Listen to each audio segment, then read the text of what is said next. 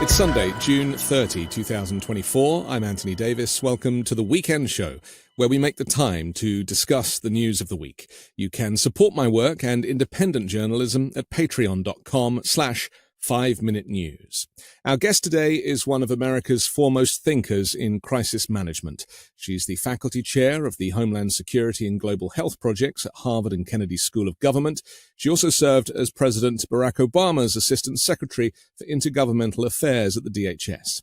She is the author of the book The Devil Never Sleeps, Learning to Live in an Age of Disasters. Professor Juliette Kayyem, welcome to The Weekend Show. Thank you for having me. So we have lots to discuss. I want to first reflect on a comedian that I saw on Instagram who said that he said Trump did great for jobs because he brought domestic terrorism back to the US, whereas before we had to import our terrorists from other countries. Yeah. Now we get them here in the United States and they're white, which was, he obviously delivered it slightly better than I did. But the irony is that there is a kind of, as I believe, an elephant in the room, and that is that off the back of January 6th and off the back of the rise of fascism and the rise of Trumpism, that domestic terrorism is a genuine threat that the authorities are taking very seriously. Yeah, don't take my word for it. Take the FBI's. I mean,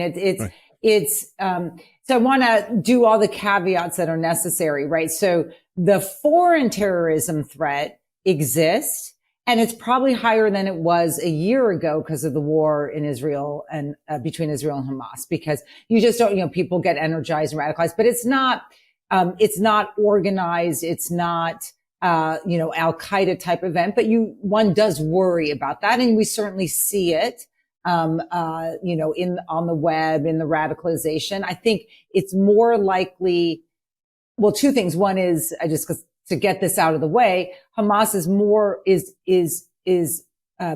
winning the war of propaganda in terms of sympathy for the Palestinians and concern for how Israel's waged the war. And therefore attacks in Europe or the United States don't make a lot of sense for them in terms of that strategy. So that's one piece that still exists, and it's higher, but it's not like the red lights are flashing, but we certainly see and hear our intelligence agencies and FBI be concerned about it. The second is, and I got to say it because it's there, but also so that people, know that I know the numbers.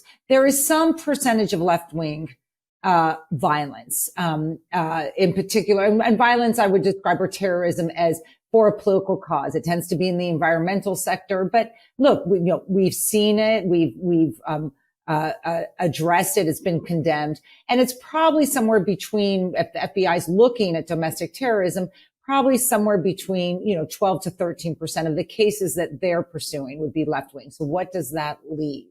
Right. So that leaves a tremendous shift in the terror threat we're seeing in the United States from international to domestic. And then the unquestionable, weighting of right-wing terrorism outnumbering left-wing terrorism. And why is that? Now, this is obvious. It has been nurtured by a political party. And you can call it all kinds of names. I don't, if you feel uncomfortable calling it terrorism, then don't. But there is a political strategy by which violence, or the threat of violence, is a natural extension of democratic differences. And that is a part of the election strategy of Donald Trump. And it's not condemned by the party.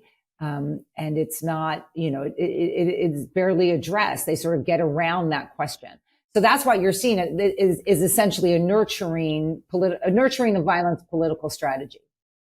The cost, I guess, of hate speech and anti-government rhetoric for more than 8 years now, and this is what the legacy of Trumpism really has brought us. Because prior to Trump, even if you didn't like the Republican candidates or lawmakers, they still weren't lawless, at least publicly. Yeah. And what has changed, I guess, is the fact that, Trump and we know this from Steve Bannon, that the idea of trashing institutions and causing chaos and bringing down these kind of pillars that maintain democracy. Yeah. So it's like the rule book went out of the window. The only problem is the other team, the Democrats, are still playing by the rule book. Yeah, it is. Is this going to work out? I think, one is, a couple of dynamics coming out of 2016. And I write for The Atlantic. I think I've written about 24 essays now on sort of Trump and violence. So what we have, because it's not consistent. So what Trump inherited, and it's worth people knowing, and I say this descriptively, not critically. In 2016, three things happened, or three things coalesced. The first is, the first is relevant because that's in the atmospherics of the right wing, MAGA extremism, is 2016, the year Donald Trump gets elected president, is also the first year that the census, the U.S. Census, documents that non-white U.S. born babies, so we're not even talking about immigration, now outnumber white babies. That means that 2042, we will be a majority non-white nation. Now, people define themselves differently, but, Hispanic, what is that? But nonetheless, at least by census tracking. So that's part of their atmospherics. They view the pie as limited, and now their piece of it is being taken away. This is the replacement theory. They actually believe theory, it. right? Yeah. Which we hear about on Fox News all the time. And they talk about it that way, that it can't be possible that the pie would expand for everyone, right? No, it's got to be. And think about what that means. I always say this about replacement theory. Think about what that means to a listener, right? It literally means something you own is being taken from you. So they can couch violence in terms of self-defense. This is what Trump does. He views it as it was mine. Stop the steal. That was a steal. That was his. Yeah. And then violence becomes not the aggressive violence. It becomes self-defense. And that's how they justify it. The second thing is, of course, social media and I don't use the term lone wolf anymore. There's no lone wolves. This is a nation in which these guys are nurturing each other. We saw this with the January 6th cases, how January 6th became so big. There's a nurturing aspect for it. And then the third is, of course, the leadership, and I'll just point to Donald Trump. And it's changed over time, nurtures, flirts, promotes, directs violence. And I use those different words because in the early years, to show you how much has changed, in the early years of the Trump administration, he was very coy about it. And there's a wonky term called stochastic terrorism for those who care that we were using to say, well, he says things like, free Michigan. Right. And so he knows what his listeners are going to hear. They're going to hear, I got to kidnap the governor. Right. By 2020, like December, those of us who write in this space, we're saying we're done with stochastic. Like, there's no stochastic, meaning that he just, can have plausible deniability, that he wasn't directing it. He was just sort of promoting it. And that it was directing. And now it's hard to say, that he's doing anything but directing violence. We can talk about whether it's being effective, but that's definitely the strategy. And it's a new factor in our democratic processes that's being felt by public officials and judges and jurors and everyone else. The FBI director, Christopher Wray, he condemned the January 6th riot. Yeah. And he called it domestic terrorism. And he defended the Bureau's handling of intelligence indicating the prospect for violence. And he told lawmakers that the information was properly shared with other law enforcement agencies, even though it was raw and unverified. We now know, obviously, the story about the National Guard not being, purposely being sidelined so that in the end, Nancy Pelosi and Chuck Schumer had to get on the phone from the bunker. I mean, the whole thing was so very clearly organized, and we had Proud Boys and stand back and stand by. And now we've had people being prosecuted for seditious conspiracy. So, much of that now has been dealt with. But there is still the elephant in the room, Juliette, and that is that the man that said, we're going to go to the Capitol, and if you don't fight, you're not going to have a country anymore, and I'm going to go with you, has still not been held to account. And has recently for that. And we don't know, whether he ever will be. This is going to be, an issue that the court will address if it hasn't already. And so, what does that, will he ever? And I, how do I want to say this? There's a lot of ways to wage a counterterrorism campaign. This is, I should go back and say January 11th or 12th. I wrote January of 2021. I wrote a piece in the Atlantic, got really criticized, but because I think people couldn't get their head around it, right? Which was, we have to treat this like a counterterrorism campaign. You can call him whatever. And that is, you isolate the leader, you deplatform him, which was being done at the time. And he's essentially somewhat deplatformed in many ways. You go after the soldiers, you break up the groups, you condemn and shame and all the things that are necessary. And you saw that for a little bit. You saw some of it for all this period of time. Look, there's moments I look back on. If McConnell had stuck to his guns, I think the last 4 years would have been different, right? If he had just stayed with that narrative, they're so freaking afraid of him and this. Or even ratified the impeachment, Julia. Yeah. I mean, and this that might have helped too. Yeah. And this base that they're so worried about, but the base has nowhere else to go. So why are, this could have been rewritten. And the lack of agency they're asserting over their own party is pathetic, but it's not my job to save them. It's our job to try to save democracy. So, I mean, you're exactly right so another way to think about it, or one wants to hope for hope, right? Is that the Trump in an orange suit in a jail is only one scenario that can work, that is victory. And I'm a national security analyst for CNN, and I love my lawyer analysts, but their confidence in some, fell swoop by the law is just, the judicial process. They've been saying it for 4 years. This is the one. There's no one, right? It's just it is a de-radicalization, isolation by a million cuts. Will there be a single blow? I don't know. I mean, it could be in November, of 2024. If he wins, I'm certainly of the school with my other Atlantic writers that it is hard to see, how the systems can withhold that. So I do view this election as absolutely critical, to not just democracy, but a nation that, is not controlled by the mob, because I think those people will be unleashed, right? Because they will view themselves as being forgiven. But I agree with you. I mean, it's shameful we're at this stage. It shows we had a much more brittle democracy than any of us could have imagined. But there is some kick in it still, right? I mean, we do see these arrests. The groups have not reformed.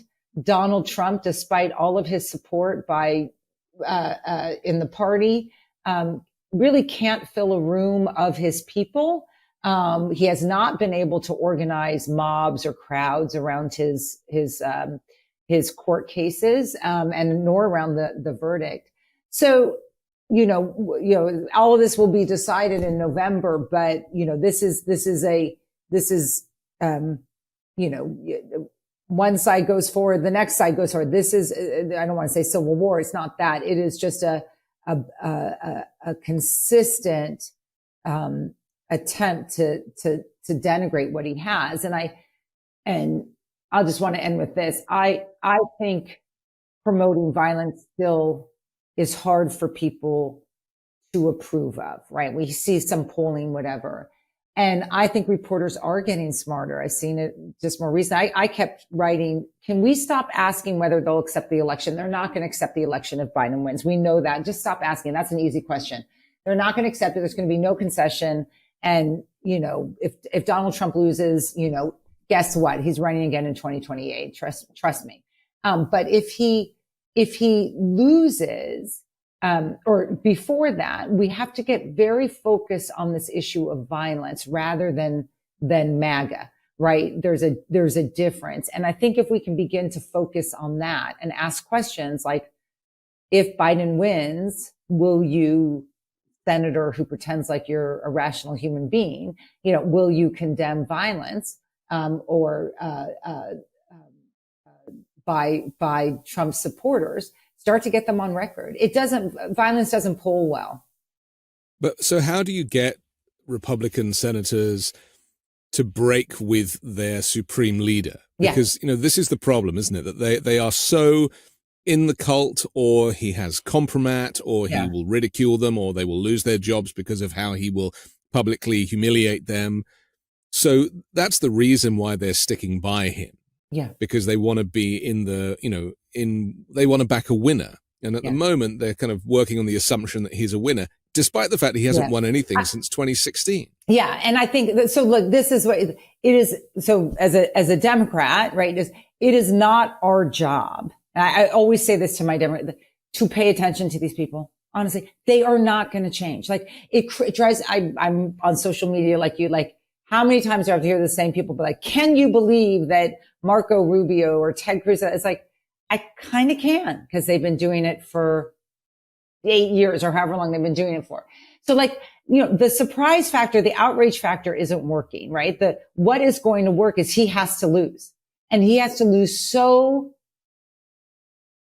strongly. And I'm of the Simon Rosenberg school. I mean, I'm of that, which is basically that Trump, as we're seeing yet again in June, underperforms the poll. Yeah, I have the same view as Simon, and I feel like the media has been lazy to actually join the dots and realize that he is only popular because he tells you he is. Yeah. No, it's they take his numbers at his rallies. Those numbers are absurd. I mean, I do crisis management. I know how to count numbers. There's not 25,000 people, but count people. But I think that's exactly right. I think there's a couple things that give me hope. I mean, one is his underperformance. Two is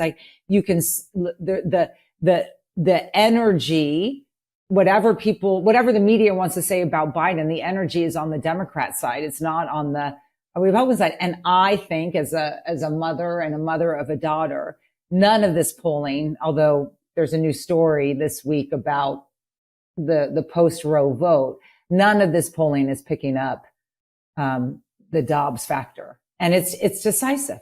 It's just decisive. So I know it's like not a solution, but like spend all that energy on why is Ted Cruz the way he is? Guess what? Not going to change him. If Trump loses, right, he will, there'll be a lot of people, rewriting history and their own history. I lived in South Africa. I'm not making the comparison. I'm just saying you can't find a single person today living who supported apartheid. Right? I mean, a losing strategy, people will abandon it. And this is the truth. This is what I mean by a counterterrorism campaign. Terrorist organizations win. You could call them you could call Trump whatever you want. They only win by the narrative. I mean, they only succeed by the narrative of the win. The narrative of the win gets them bodies and money. So Trump is as you said, multi-loser across the board in courts, in elections. And it is very hard to sustain a narrative of the win against all those losses. This is like, this is Nazism didn't go away. It lost, right? ISIS didn't go away. It lost. Like they still exist, right? Those horrible ideologies, but that's not our goal. Our goal, as I said, our goal is not hearts and minds. It's the ballot. And we have to just focus on that. Changing people's minds right now, changing the minds of independents is important, but changing the minds of the of the diehards. Why? But there is a certain sadness with the fact that the people that are in his camp, and I include the fiscal conservatives, who are just in it for the tax purposes, that they are happy to see the country crash and burn, and the system of governance crash and burn, just to achieve their tax break. Yeah, isn't it amazing? Like there doesn't seem to be any patriotism that kind of gets in the way before they go, no, just give me the tax break. I mean, that's what's so sad about this, because as an outsider, all I ever heard about was how patriotic everybody was and how the country and the celebrating freedom and democracy. And yet here we are at this precipice and everyone's like, nah, just give me the tax break. I don't care if the whole country collapses. And I think, but part of it is then is why the counter strategy has to be very much focused on, not that Trump is discussing, that basic, I mean, one is, of course, as I said, violence. Violence continues to be the through line. And to make that absolutely clear, the Democrats then, or the media, depending, it is very, they're not seeing, people who say stuff like that are not seeing, we're not narrating well the end of democracy narrative. We're just not. And we have to figure out a better way to do it. I think I'm more confident that it will become clear, because I think Trump is not, I'm not a doctor, but he is the leader of a movement. I study him. The more that he is out in public, the harder it is going to be for people to ignore it. I know we'd like to focus on Biden's walk. But how does he go down a staircase? But I'm of the George Conway school. I'm of the which is, or Tom Nichols at the Atlantic, which is, you just can't ignore this anymore. This is not like crazy New Yorker being New Yorkery. This is, you hear him speak and it's not right. Like, it's just not sentences. And it's just unfortunate that the Democrat candidate is old and is not aging particularly well. Yeah. Despite the fact that, he has all his marbles. The way I describe it is that Trump is the dictator and Biden is the delegator. Yeah. And I think if you understand that Biden has the most diverse, youngest cabinet in history, and that he does delegate, whereas Trump won't have anybody do anything. It all stops with him. And so I think we need to probably make more of that. Yeah. And I mean, and I don't think Trump's going to show up for the debate. So just be Biden alone. I mean, I think it's going to be, so there'll be opportunities for him. And Biden has had some pretty awesome moments lately. I thought the D-Day speech was terrific. What cracked me up about the D-Day speech is he never mentioned Trump. And then all of the commentators and, right-wing commentators and Trump people were like, that was so disrespectful to go to Normandy and to make it a political campaign. I was like, I think, you're like, he never mentioned Trump. Why do you think it's Trump? Like, it's like, call them on it. Like, of course, that's exactly what Trump is like. But I laugh about it. It's not funny. These are very horrible people. And the lack of backbone, it still surprises me. I think a couple years ago, I just decided, I was wrong about human nature. It's more, I want to talk more about that because I think this notion of actually seeing people, when it comes to immigrants at the southern border and referring to them as illegals or as vermin even. Yeah, or invaders is the new word to give that sense of, that's also a violent, right? Invaders are taking our homeland, right? That's the same language. Okay, well, let's take a quick break and we'll come back and do that right here on The Weekend Show. 10 seconds on the clock. How many things can you name that are always growing? Your relationships, your skills, your customer base? How about businesses on Shopify? When we started podcasting, an online store was the furthest thing from our minds. Now we're selling t-shirts and Midas Touch merch, And it's so easy, all because we use Shopify. Shopify is the global commerce platform that helps you sell at every stage of your business, from the launch of your online shop stage to the first real-life store stage, all the way to the "did we just hit 1 million orders" stage. Shopify's there to help you grow. Whether you're delivering daily digests or serving sensational scoops, Shopify will help you sell everywhere. From their all-in-one e-commerce platform to their in-person point-of-sale system, wherever and whatever you're selling, Shopify's got you covered.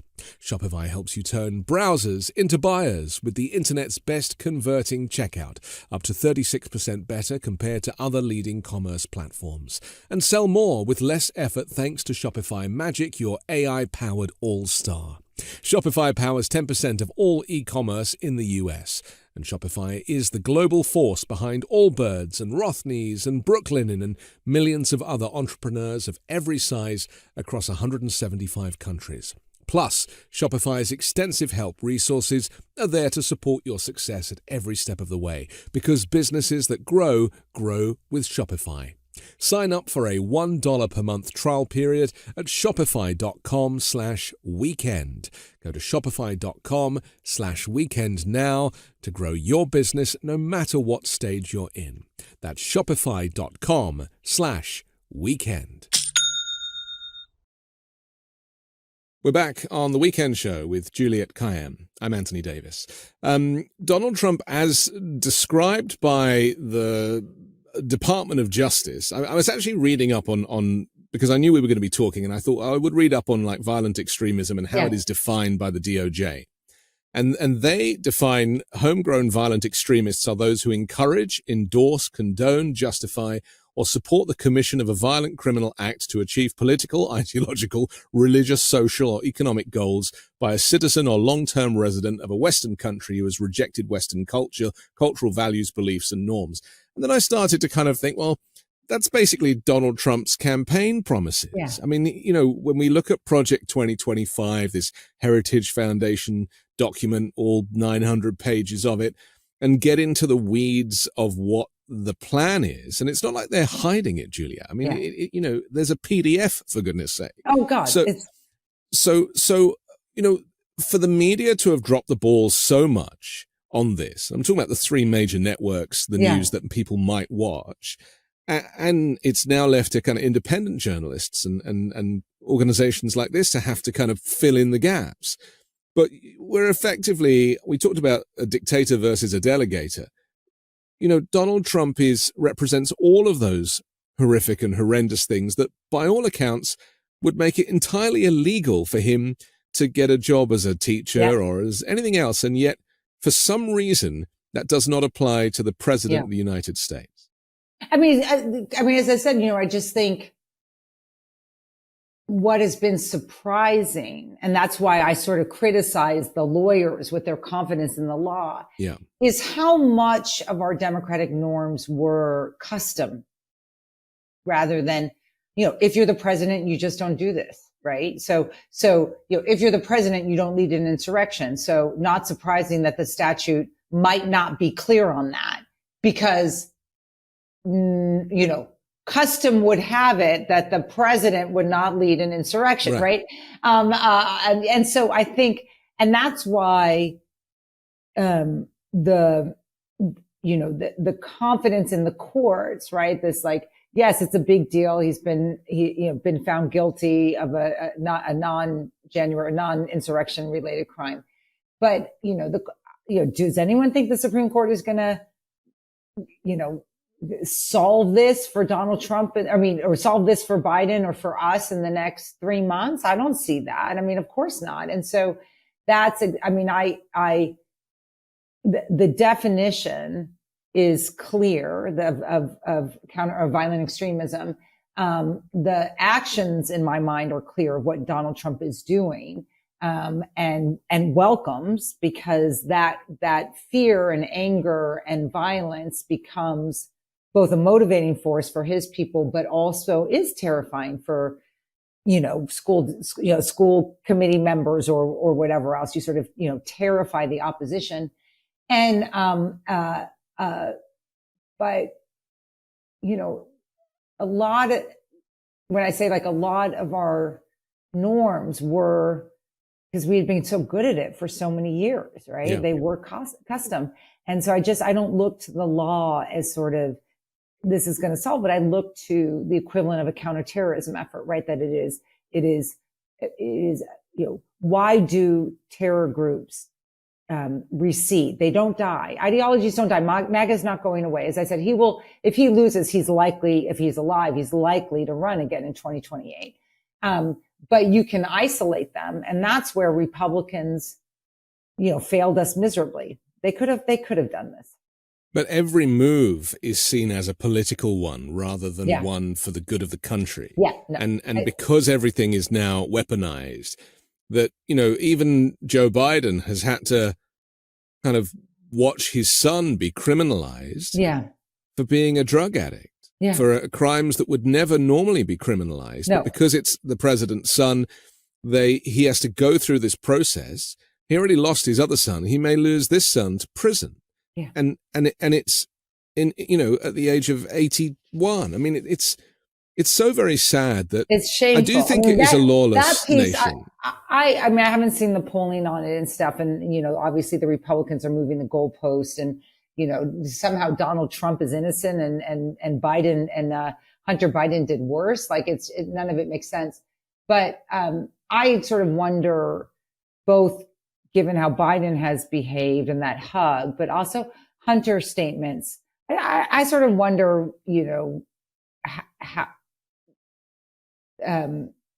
how that will be perceived long term. It's just vicious, right? I mean, everyone knows that he was a drug addict. He admits he was a drug addict. He's, the whole family was in some weird soap opera, and he's clean now. That's the other thing. Clean now. That he's that clean. was his statement. That's what I loved about his statement, is that, being through this process, is that he knows that he just has to do one day at a time and one day at a time. Look, if Biden wins, I will be first in line to say, commute his sentence.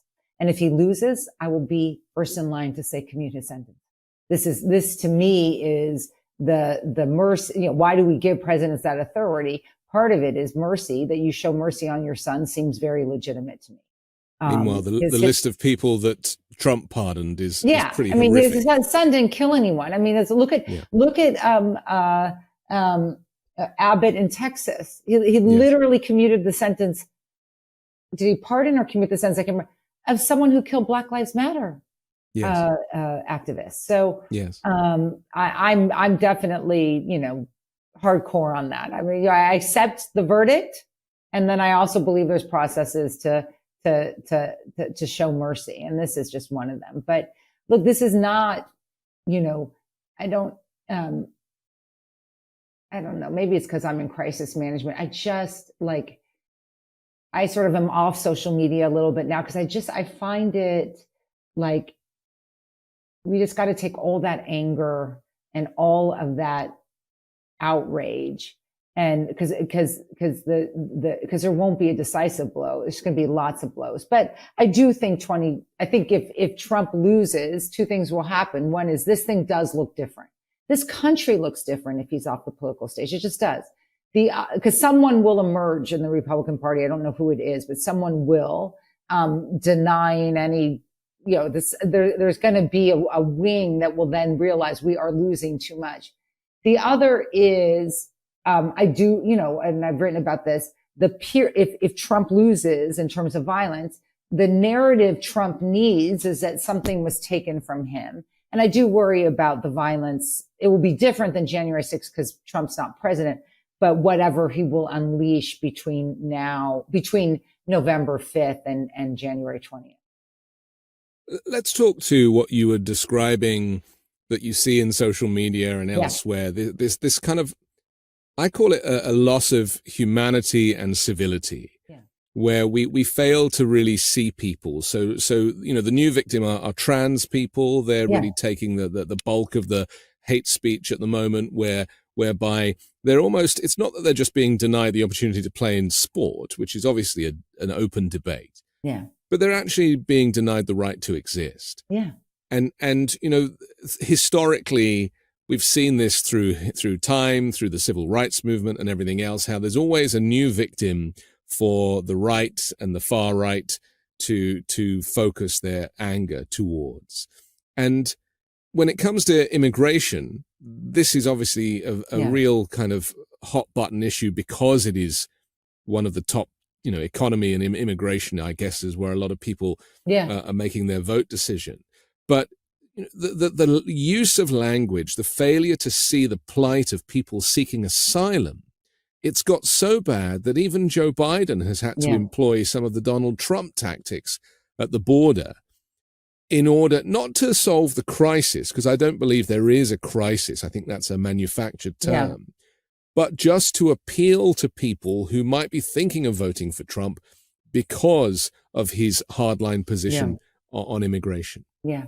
No, it is. I mean, it is I teach crisis management, and I'm like you. I mean, it's like terrorism. You got to use the word carefully. And the way I write and think about and teach about it is, right, look, if, the crisis framework cannot solve the failures of public policy. So is it a housing crisis? No, we just haven't solved, the public policy issue. So the way to think about a crisis or the way it's described in the literature is it's a, disruption to the core capabilities of a nation or institution where your ability to respond is limited in time. That's just the difference. So, climate change is not, in my mind, climate change is not a crisis. The hurricane is, right? In other words, because the problem of climate change is going to be solved by public policy. It's not going to be solved by a bunch of first responders or the military, as Donald Trump would often do. So that's a way I sort of think about it. So on the immigration front, I agree that the numbers ebb and flow, right? And but maybe we disagree on this, but one of the things we have to admit is that 20 years ago, I forget the exact, don't hold me to this, but within the last 2 decades, the majority of people who crossed the border did so illegally. So our problem, and I've been in this a long time, our problem was interior, enforcement, because they were in, right? They're not presenting themselves anywhere. And so it would be for a gazillion reasons, including, and I blame the Republicans, a narrative that our borders were open, right? If you say our borders are open, people are going to believe it, right? If you are the leader of the majority of the Senate and you're a Republican, you say the borders are open, every person who wants to come here goes, fantastic. Did you just hear what McConnell just said?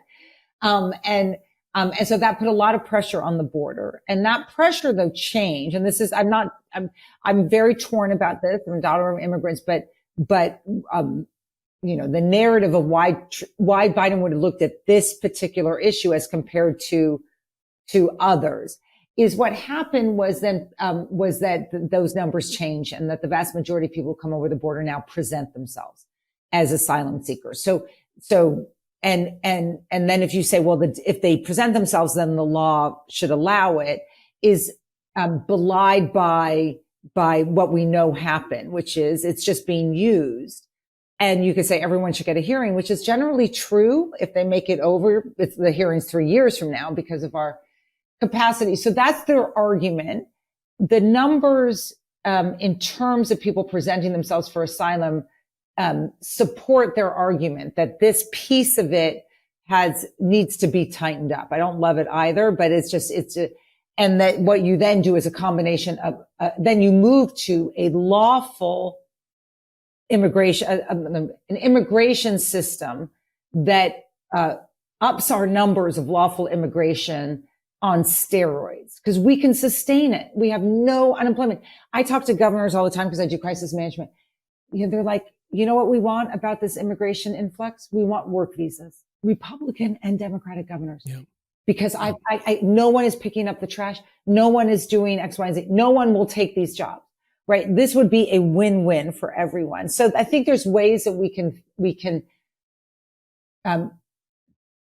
takes some of the pressure off the asylum system, which can't sustain itself. And then what happens is you do lose people people who legitimately deserve asylum are obviously being harmed by this change.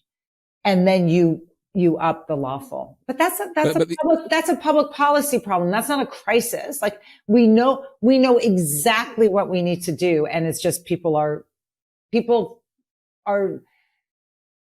well, because people are racist. Yeah, so I mean, it is. Yeah, it all boils down to racism. At the end of the day, it's like they're illegals, and but the interesting thing is, my illegals are okay. I mean, that's the amazing thing, right? Is that you go to the South and it's or you go to a red state, it's like, well, those people are different, right? Because they're working for you. It's just it's a hypocrisy. But I will also say, like, and this is just, as a security Democrat, one of the challenges, I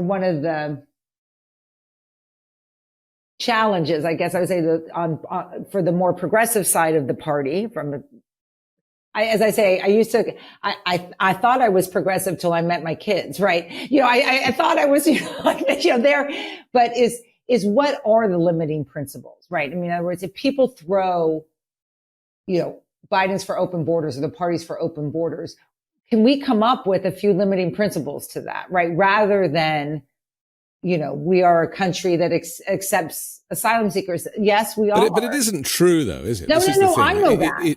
It isn't true. And so it's the rhetoric that has been weaponized. Yes. And what I find. I'm saying, I know it's such a, we have to come up with what's our limiting principle that's more than Trump is bad. What is the Democrats' limiting principle to the charge of open borders? I mean, I know what it is, but I've been in Homeland Security, right? You have a greater border enforcement. No one likes talking about that. You open up lawful immigration, and as anyone who's in the space knows, most undocumented immigrants here in this country came in lawfully. So your real issue is not asylum, nor is it unlawful border crossing. Your real issue is people come in lawfully and they decide to stay because we're a great country. Are they a problem? Probably not. Do we want? Well, they want to assimilate. And I speak as an immigrant myself. Yeah. It's like I recognize the fact that anybody who is going to make that journey and drag their kids or carry their kids, they're not coming to break the law. They're not rapists. They're not drug dealers. They're not from mental asylums. They're people who are seeking a better life, and they want to assimilate, and they want to really respect the United States. And if they were to get citizenship, it would be the greatest thing that they could possibly imagine. Yeah. And not enough is made of that. No. Not enough is made of the fact that we are a nation of immigrants. Right. Not enough is made of the fact of celebrating our differences rather than just trying to segregate people. But finally, I would say that the investment, from what I understand, should be in immigration courts. Because the problem is not the border patrol or the wall, building a wall. They get everything they want. Right. No, it's the system of legalization. That's what we have to focus on, is that no one wants undocumented. No one wants, because if you're, I mean, honestly, with the 13 million that are here, find a path for lawfulness, because unlawful, we get harmed because you don't have a tax system, whatever. The system gets stressed because these are people that are taken advantage of because they don't have lawful status. And it's not good for a country to have over 10 million people who are undocumented. I'm with you. I mean, we gotta, this country can sustain, 3x, 4x, it's whatever vast. it is. You could build whole new cities. Fine, right? Yeah. We're told we can do this, but we have to figure out a way in which we're doing it within a system that is, like any country would regulate it. And that means for DACA, that means for the 14 million that are undocumented. And I think you're exactly right that it's not the enforcement, Customs and Border Protection gets everything they want. And of course, Donald Trump vetoed the recent bill. We shouldn't forget to mention that. True. That's true. Right. That's true. Well, that's because it had a pathway for legalization. Yes. And he didn't want Biden to score any wins Right. between now and the election. So, I mean, and that really is the reality of this whole situation, is that it's political theater. Yeah. And, that's why they're obsessed. Republicans are obsessed with Biden going to the southern border. Yeah. They're like, well, we went and here's our photo with the wall. Yeah. Where's Biden? And he's not here. Where's Kamala Harris? She's not here. And it's so childish and it's so petty. It's almost to the point now where Biden's like, I'm not going and playing that game.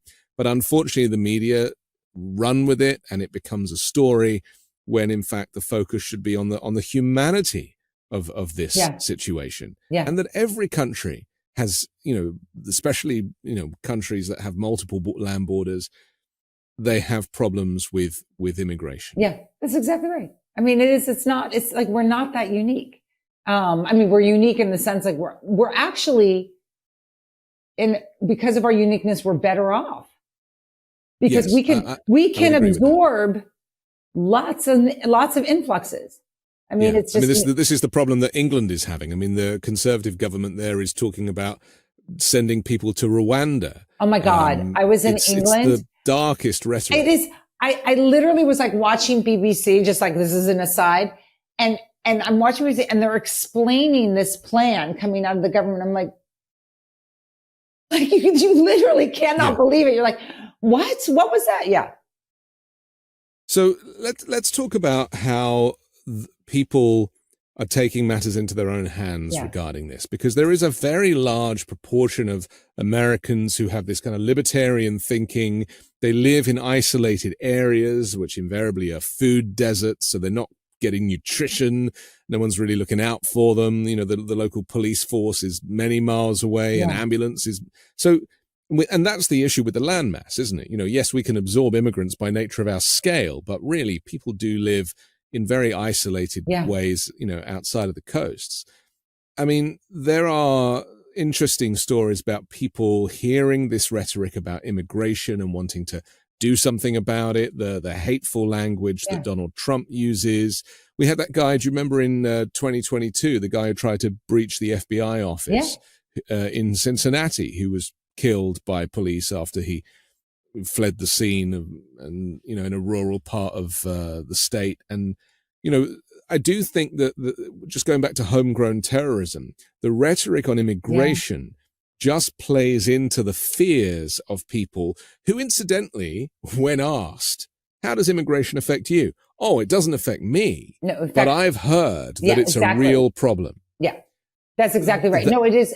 So this is the rhetoric change in how Trump and therefore the Republican Party have spoken about it. They do talk in the invasion language now. So they've shifted their way. So it's not illegal, undocumented. It's, there's the verb isn't, came here or whatever it used to be. It is invaders, invasion. And so think about this in the context of self-defense. Because remember, they have to justify. Right? You can't just like go out and kill someone, right? You need to, well, Trump thinks he can, but you've got to justify it in a narrative of something being taken away, whether it's your majority status in the United States or it's an election.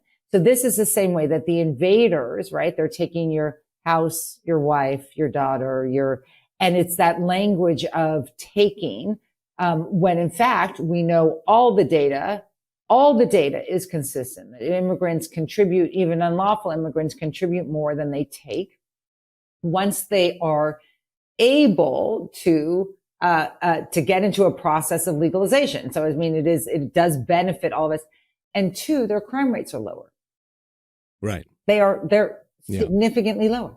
It's just like by magnitudes. Like it's a population, that, as you said, wants to work hard and they want their kids to possibly go to college and they want to do they want to be better citizens than most of their critics. There was a study by the NIJ about domestic terrorism, and they said that the study has now led to a better understanding of the process that result in violent action. And they say militant, nationalistic, white supremacist, violent extremism has increased in the US. In fact, the number of far-right attacks continues to outpace all other types of terrorism and domestic violent extremism. I mean, And this is why it's so backward, because it's almost like it's projection. Yeah. The people that are committing the crimes are the ones complaining about other people committing the crimes who aren't committing the crimes. Right. That's the, that is this is what Trump has been so successful at doing, is in terms of, let me be more specific. So do you remember a couple of weeks ago, all of these stories last a day. So, right. So this story where, when the Secret Service or the FBI went to Mar-a-Lago to get the classified papers, they had a indictment or something, whatever, however the documents work, but basically that use of force would be allowable, right? Which is like boilerplate language. And it was boilerplate language, so much so that it was used in Delaware for a sitting president, right? And some crazy woman sort of discovers this language, doesn't know anything about love, puts it up, and then within 24 hours, the RNC, or the Trump campaign, I don't know if it's the RNC, was pushing out, this conspiracy theory about murder, about, this project. And all I could keep thinking was, yeah, of course he's saying that, because he's the one who thinks he can go out on Fifth Avenue and shoot someone, right? So he can project the same value system onto the sitting president when everyone knows this, this idea of an assassination. But that was like 48 hours in the right wing madness. Yeah. And then but this is extremism, this use of language, this hate speech. I mean, all this stuff would be illegal in the country that I was born in. Yeah. It's all illegal. Yeah. And it makes me feel that the US is actually a lawless, uncivil nation that just relies on lawsuits and people suing each other to maintain any kind of sense of civility. Right. Okay. So, but I think that something has been unleashed. I heard someone describe it as, and it's true, like lots of us were documenting 2020. I don't think any of us, January 6th, 2021, I don't think any of us predicted that this was a seismic shift, that this idea of violence and the threat of violence would be a campaign strategy or a sort of, ideological strategy, not by all Republicans, not by all Trump supporters, but you can't separate Trump into good economic policy Trump and bad on democracy Trump, right? This is what the CEOs are trying to do. It's like, it's one Trump, it's. Well, there was no good economic policy because the national debt. Oh, the CEOs are so pathetic. I mean, it's shameful. And if you're a woman, I mean, I sort of wish that women who worked for those CEOs would quit, right? Is that like if you think this is okay for you, it's not okay for 50% of your workforce, right? Yeah. Well, that's another conversation because of the inequality in and the patriarchy. I mean, it's all baked into this. We have to take another quick break, but I want to come back and finish this conversation. Okay, great. And actually talk about the police, many of whom are on the side of Donald Trump. Yeah. Okay, that's next on The Weekend Show. Have you ever wished that you had a whiter and brighter smile? Well, before you visit a dentist, you should know that their whitening treatments can be very expensive, and it's not just the price. You also have to book the appointment and schedule time away from work and family to sit in a dentist's office chair while undergoing the procedure. It's a hassle. Fortunately, now you can try Smile Actives at home or anywhere, anytime. Smile Actives offers a safe and affordable alternative to those expensive whitening procedures. I myself had a whitening procedure in the dentist chair several years ago. It was kind of painful, I didn't really enjoy it, and it didn't seem to last. Well, 97% of Smile Actives users in a clinical trial reported up to 6 shades whiter on average, all within 30 days. Simply add Smile Actives Pro Whitening Gel to your regular toothpaste.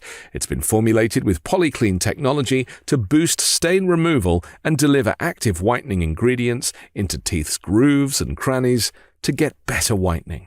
Smile Actives makes a teeth whitening gel that can simply be added to your toothpaste every time you brush your teeth. So no change in your routine, no extra time, and no more messy strips or trays or lights. People will start commenting on your whiter, brighter smile in just days. Smile Actives is the whitening boost your favorite toothpaste needs to give you the smile you deserve. Visit smileactives.com/weekend today to receive a special buy one, get one free offer with auto delivery plus free shipping and handling. That's smileactives.com/weekend. Terms and conditions apply. See site for details. We're back with Juliette Kayyem on The Weekend Show. Juliette, there was a report out a couple of weeks ago from the Phoenix police who apparently have a pattern of violating civil rights using excessive force.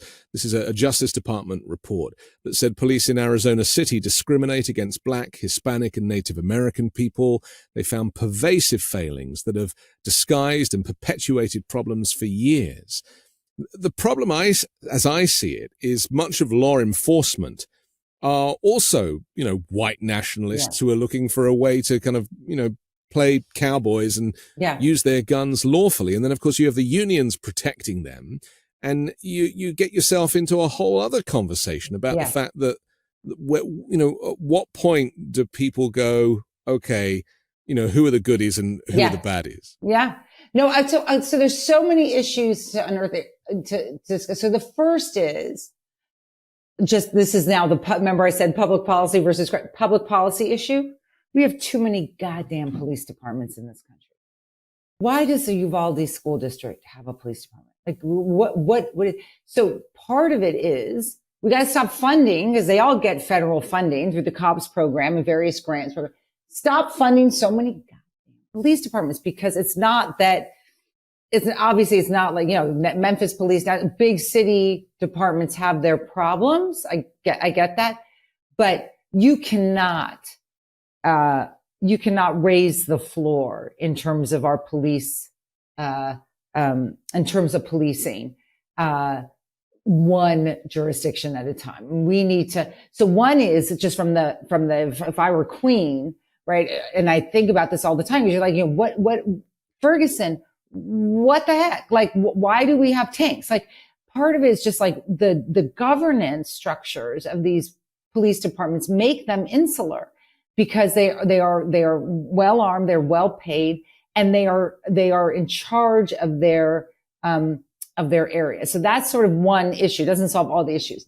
The second is that, and it's getting challenged at times, but not enough, is that and you're starting to see some police chiefs begin to address this, which is if if you keep moving your bad seed, right, because the union's protecting them, he's eventually going to do something that the other police will not be able, it will impact the police department as a whole. So we've seen that. We've seen that time and again. All of these guys have records. Almost none of them are like, oh, that's the first time. Just out of the blue, he did something, right? I mean, it's always a systemic. It's not a bad, the systems can be bad, but often bad people take advantage of systems that are self-regulated. So you need a lot more oversight over these police departments, a lot more of Democratic mayors. It's on them for these larger police departments and often Democratic governors to step up. We have a case here in Massachusetts.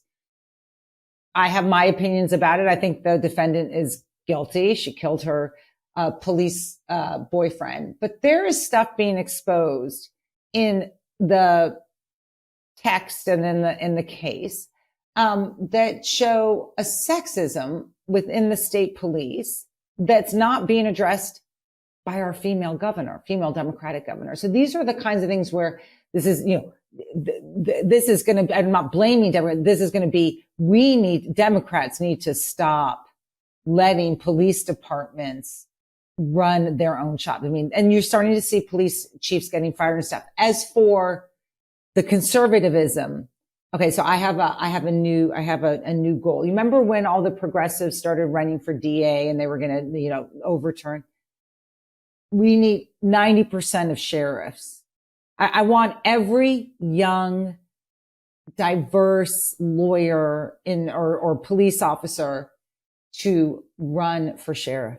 It's the sheriff's departments, which are elected, and have almost no political accountability, where a lot of this bad stuff is happening, including on the immigration front. Yes. And so I think they're circumnavigating immigration authorities now. Right, exactly. They're doing it in Texas. Yeah, exactly. They're doing it in Florida. Right. So you're just thinking about I think about this because I think about governance and who's in charge. This is a system that whatever benefit accrued out of it, which there was almost none, I would fund a campaign to begin to have people run against each other, as we saw in the campaigns for AG, DA, that model doesn't work anymore. But these are elected officials. You got to get them out. Someone start that campaign.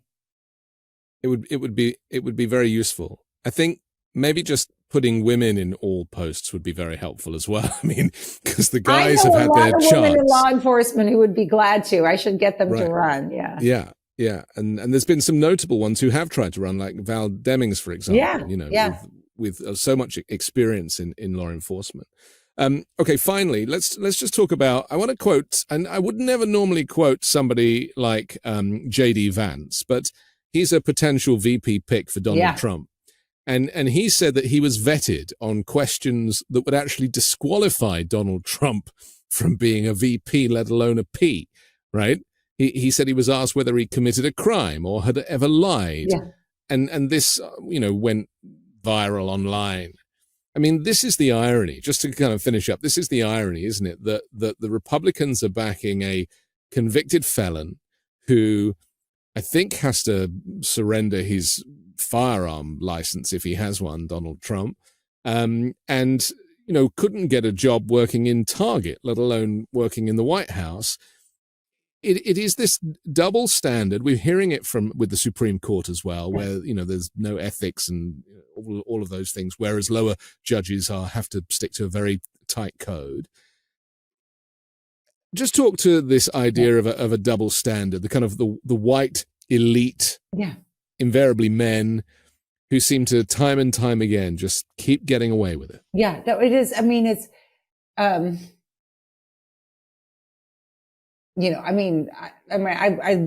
work in a world of entitled men. I teach at Harvard, and I'm in Homeland Security. So, no, it's exactly the challenge is this sense of privilege. I actually want to talk, apply this to what I experienced over the last year being on the faculty at Harvard, which I don't talk about that much, but whatever you think about what was happening here, my institution was defined by privileged white men who had narratives about this institution, rampant anti-Semitism, whatever. I mean, my experience here was so different than that narrative, or a former president, Larry, of the university, Larry Summers, and basically, and I think institutions have become afraid of defending their equities, and I just think think about DOJ, right? I mean, only in the last 2 weeks have they started to be put out stuff that's saying, this is crazy, this is bad. And part of it is because they're going after the attorney general directly, right? But I mean, why is it so hard for institutions to defend themselves, right? They have equities, they have interests, they have people who are part of them. And the white privilege that got played out about universities and what they represented, meanwhile, all of these people are calling about their kids, right, to get in. And so you're like, and government institutions and the pushback. There's this idea, there's still a legacy idea that somehow, and the White House is getting better about it too, that somehow if we go high, if they go low, we go high. But like there's this, I sometimes worry that sometimes means we go silent. And I think part of going high is to say why the low is wrong, right? That whatever you say about academic institutions or whatever you say about X, Y, or Z, right? And I would,